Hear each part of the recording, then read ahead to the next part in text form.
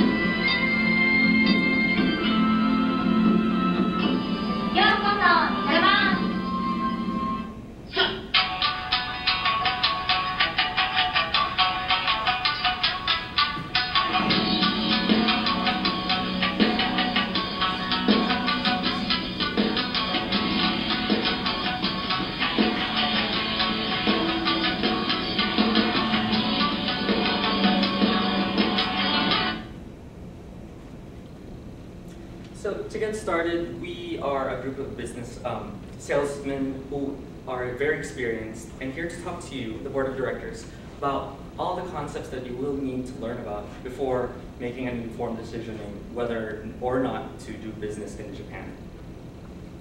My name is Nico Hayes, and I will be talking about the culture of Japan. To help me out is Iman Ortiz, who's going to be talking about the economy. Mark Studer will be talking about the geography. Talal Gaslan will be will have an overview of the infrastructure, and Morgan Becker will be concluding with the demography. Now, to begin, once again, my name is Nico Hayes, and I'm here to talk to you about the culture of Japan. I have visited Japan many times due to business, and I've also done extensive research on the culture. Sorry, excuse me. Now, basically, I'm going to talk to you about the values and the business etiquette. Then I'm going to go over the approaches and business style of the Japanese people.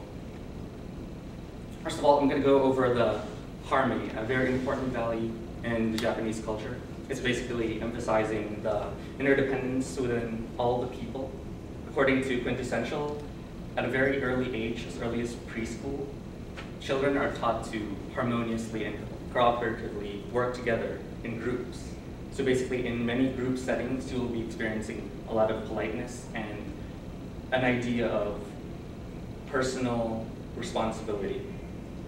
In turn, Japan is considered as one of the more collectivistic societies, especially compared to the US, who has a lot more individualistic characteristics and structure. Next is the nonverbal communication, which is very important because they highly emphasize their value on the nonverbal messages that you convey as opposed to what you actually say. So having awareness of your facial expressions, of your body language, posture, even your tone of voice is very important, and you will have to be very aware of all of that. Of course, age hierarchy is also important because but along with they're very conscious on status. Basically, in any group setting, they have a specific idea on how people and where people land on the hierarchy based on their job description, job title, or job position. When it comes to age, it is very common that the older people get higher preference, higher priority, because it's due to greater respect. It's also experienced in many schools where children are also taught to observe this at a very early age. Next, we'll be talking about business etiquette, in which Japan has a very formal and ritualistic type of greeting style and interaction. The most common is, of course, the bowing. And like I said, organizational structure and hierarchy is very important to Japanese. So being able to know the status of everyone in your group and learning how much respect you should give them is very important, that you need to be aware of very well. Of course, introducing yourself is also considered impolite, so make sure you have someone to introduce you. And however, Japan is very open-minded, especially to foreigners. However, it's mostly when it comes to the physical behaviors, such as the bowing. When it comes to importance of time, appointments are definitely required, especially when it comes to, especially very early. And punctuality is also important, especially with their strong and precise concept of time, in which the set time that they have for meetings is the exact time when they will be starting. So not only will be, if you are 5 minutes late, will that not only be very rude, that's also, you'll be missing a lot of that information that will be happening. Japanese also have a desire for creating personal relationships and long-term relationships with anyone who they work with. This is how they gauge their success in interacting with different groups of people. Also, according to Japan Entry, they have a very keen sense on saving face, in which they have a high ability to say no to things. This is where body language will come in. And it's also their way of showing respect for what your say is and for your desires. So I'm gonna conclude with the business style and approach of the Japanese people. According to Greg Hofstede's Cultural Dimensions, Japan is considered as one of the most masculine societies in the world. So these types of societies usually exhibit large strive for competition, achievement, and success. Unfortunately, Japan is surprisingly not like that. At least at an individual level, they are very non-confrontational. Competition, severe competition, appears in group settings, just when you're working for a company. And they show this through their very almost perfectionist views on making sure they give excellent service and products to their customers. Another big difference when it comes to the US and Japan is very ambiguity adverse. This means that they take very lightly, they don't take lightly the risky and uncertain types of situations in business. They always either have something prepared already from something that they've experienced before, or they will try to make a very precise plan for new and foreign types of ideas, but they do it in a very meticulous and specific way, such as making sure all the risks are considered before making a decision. This can be seen as disadvantageous because not all risks and uncertainty can be prepared for, and with Japan's lack of flexibility when it comes to dealing with foreign and new types of situations and risks, and along with how they deal with it, which is meticulously planning, which is also time-consuming, will usually be a detriment to their doing of business. So as a recap, I talked about the values of the Japanese people, some of the business etiquette and some examples, and their style and approach to doing business. And I will now pass it off to Iman, who will talk about the Japanese economy.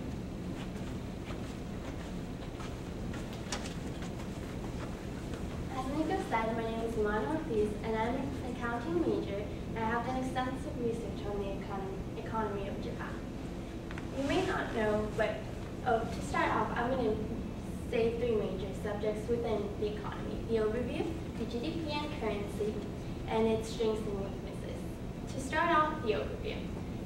As you saw in the video, Japan is a technological advanced economy in which it focuses on the automotive industry and the electronics.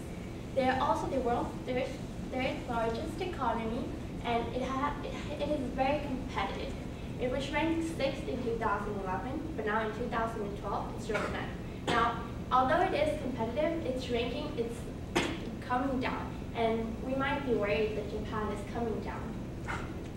It also has a skyrocketing fiscal deficit, which means that the government owes a lot of its debt to other countries, and this could affect the economy because it makes it unstable, and they need a lot of reforms in the social security and pensions industries. To continue, the GDP and currency.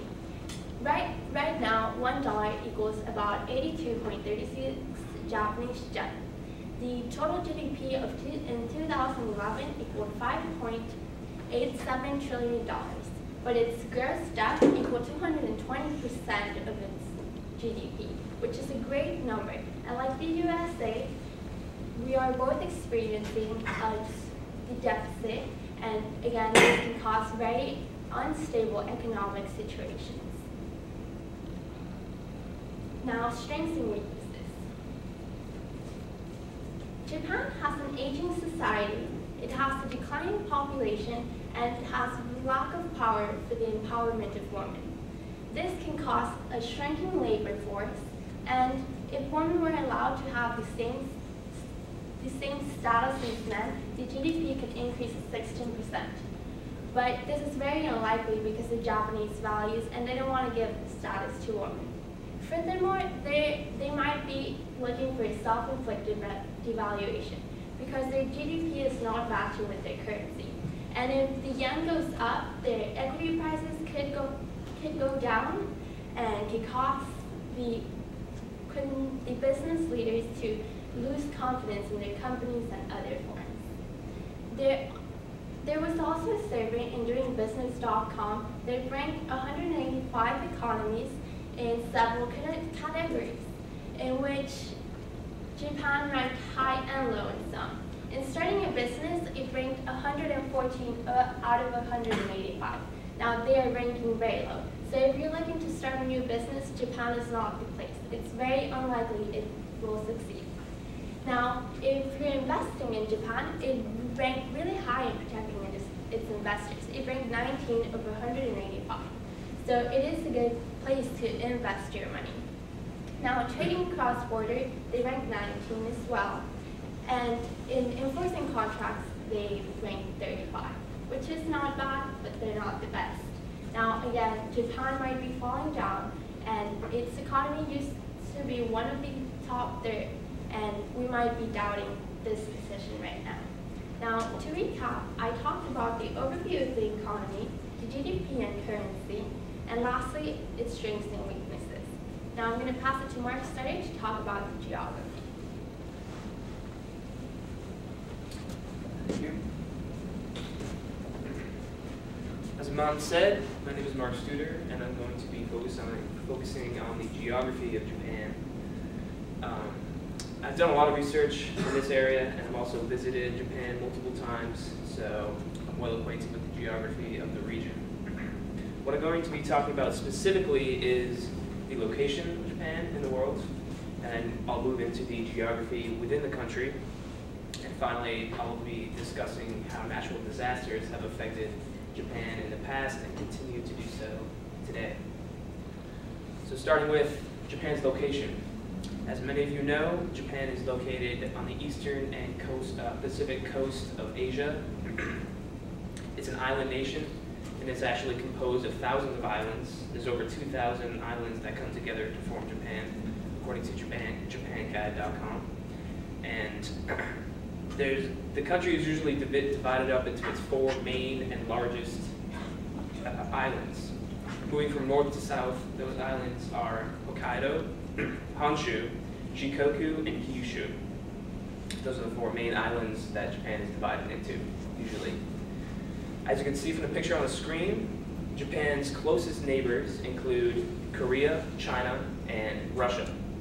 And what separates Japan from those countries is the Sea of Japan, and this Sea of Japan also separates Japan from the rest of the Asian continent. Now moving into the geography within Japan.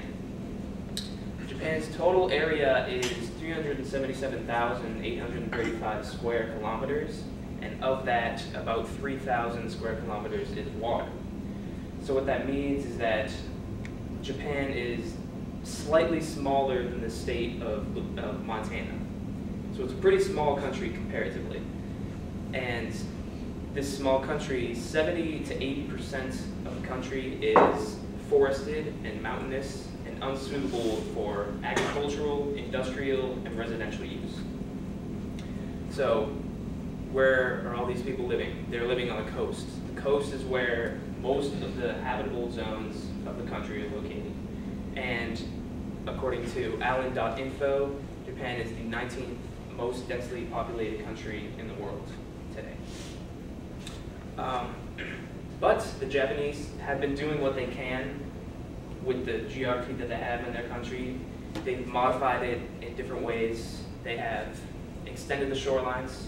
They have built artificial islands, reclaimed land, and from the sea and from river basins by means of drainage.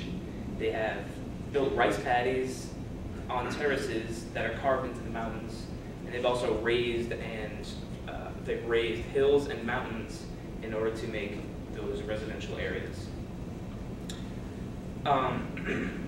Japan has many rivers also, but most of them are small and not suitable for navigation. So one benefit that Japan has taken advantage of is hydroelectric power. They've used this energy source to its virtual capacity. So they're really taking advantage of the rivers in the way that they can. To make up for the lack of navigable rivers, Japan relies on the coastal shipping, specifically the inland sea, which is right here. That's where they do most of their shipping because they can't use the rivers because they're small and unnavigable. Now I'm going to be moving into how natural disasters have affected Japan. Japan is located in an area that is very prone to earthquakes and tsunamis because it is an island located right at the junction of 4 major tectonic plates. These tectonic plates, if you didn't know, are what causes earthquakes. And these earthquakes, because Japan is an island, can cause tsunamis as well, which we witnessed in 2011, the tragic tsunami that occurred, caused thousands of people to die, and it also caused nuclear reactor trouble for Japan. So these tsunamis, these natural disasters and earthquakes stall Japanese businesses and their suppliers, according to Examiner.com. So to recap what I talked about today, I focused on Japan's geography, focusing specifically on Japan's location. It's on the eastern and Pacific coast of Asia. Then I talked about the geography within the nation, saying how it's mountainous and very forested. And finally, I discussed the natural disasters and how they've affected Japan in the past and continue to do so in the present and in the future. Now I'm going to pass it off to Talal to discuss Japan's infrastructure.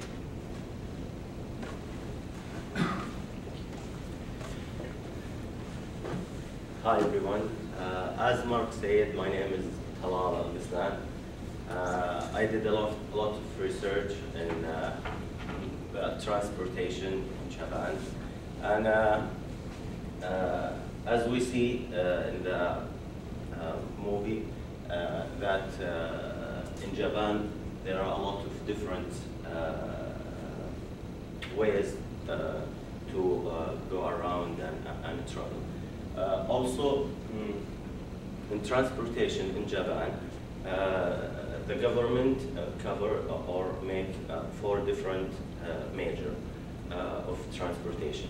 That's what I'm going to cover today. The first one is rail transportation, and the second is road transportation, and the third is the air transportation, and the fourth is the marine transportation. The first thing is the rail transportation.